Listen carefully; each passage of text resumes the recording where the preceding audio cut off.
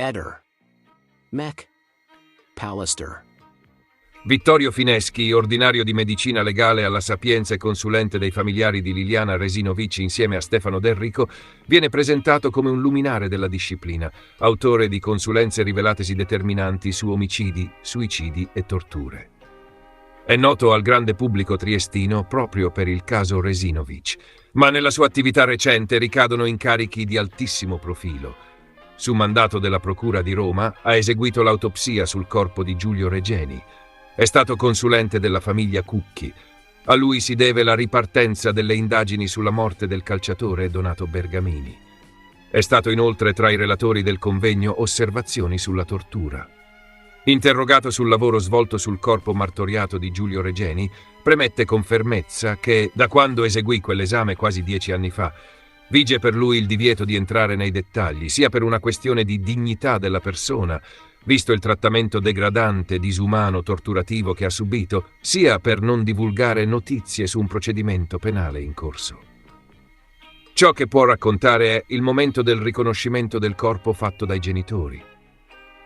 Li accompagnò accanto al figlio e fu colpito dalla compostezza di quella madre e di quel padre, che, seppure lacerati dal dolore, non si sono lasciati andare se non per dire che l'avevano riconosciuto dalla punta del naso, a significare come il corpo era ridotto. Alla domanda se per un medico legale sia raro imbattersi in un caso di tortura, risponde: dipende. Dal punto di vista legislativo, cita di aver seguito i casi Regeni e Cucchi. Se invece allargiamo la definizione di tortura dal punto di vista medico più letterale, allora i casi aumentano. Evoca in particolare quelli intrafamiliari, che sono a loro volta una realtà atroce, e aggiunge di essersi imbattuto nelle modalità torturative della malavita. Magari non sono omicidi, ma sono omicidi preceduti da tortura. Sul caso Cucchi, ricorda che per i periti incaricati dalla Corte d'Assise di Roma, la morte del giovane era stata determinata da denutrizione, carenza di liquidi e cibo. Dalla sua consulenza per i familiari arrivò però la svolta, con la lettura di quelle fratture. La prima autopsia che si svolse nell'istituto di cui era direttore è per lui l'emblema di come casi analoghi rimangano sommersi, soprattutto tra le morti in carcere. Da qui l'apertura, ribadisce, sul tema del trattamento disumano nelle carceri. Anche il sovraffollamento delle strutture penitenziarie può essere considerato una tortura. Quando la discussione passa a Liliana Resinovic, la posizione è dichiarata senza esitazioni.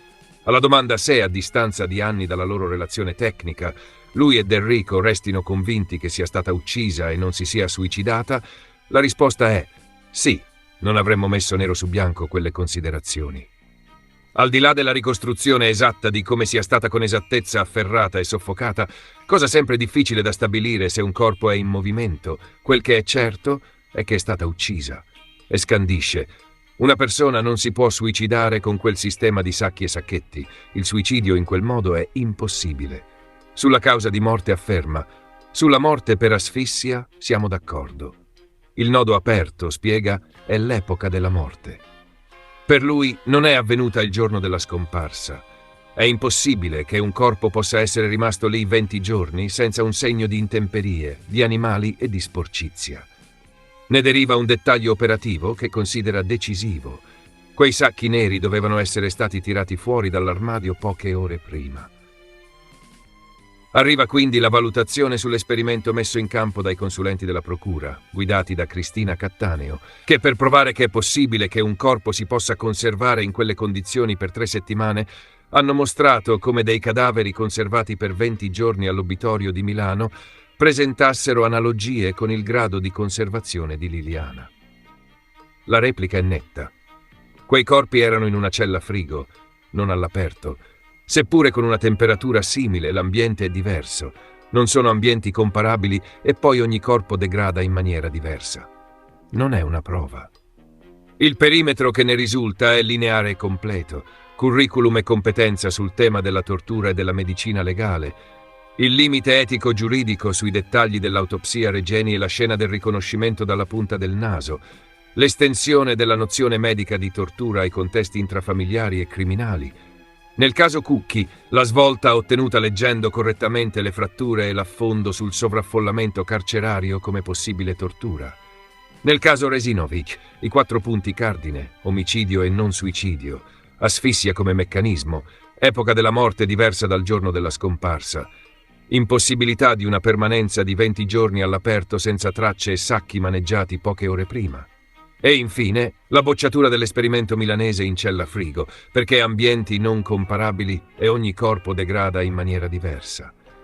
Tutto ciò conduce a una conclusione inequivoca. Liliana è stata uccisa, il dubbio è quando. Ehi, non dimenticare di iscriverti a questo canale.